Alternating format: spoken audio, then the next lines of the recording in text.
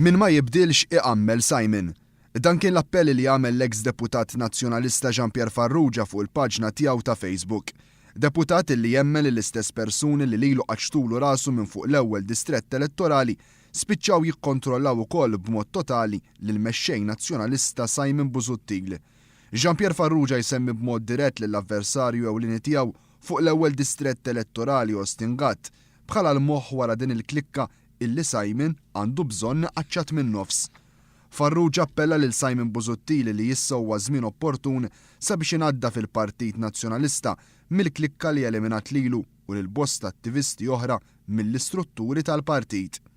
Dan it-tindif mill-klikka żgur li mhux ser ikun xi ħaġa faċli għal Busuttil, hekk kif kienet din l-istess klikka mmexxija minn Ostingat, Richard Kakija Karwana u Joe Saliba il-imbuttatu sabiex jirbaħ it-tiġrija għat-tmexxija tal-partit.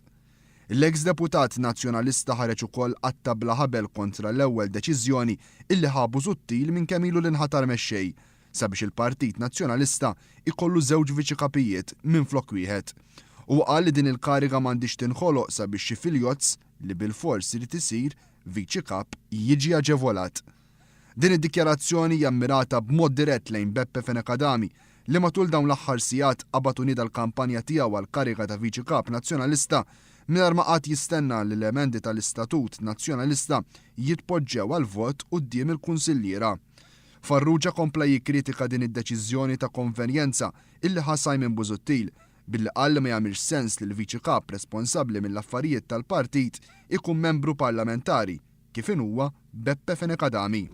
Dan kollu jkompli jitfa' aktar dawl fuq l-inkwit intern li kompla jiżdied mal-ħatra ta' Busuttil bħala mexxej, inkwit li mistenni jkompli jikkarga aktar hekk kif il-preżentatriċi tal-programmi ta' wara nofsinhar Claudette Buttigieg mistennija wkoll tisfida lil Beppe Fenekadami f'din it-tellieqa li għalija De Marco mistenni jidħol biss jekk itellaq waħdu.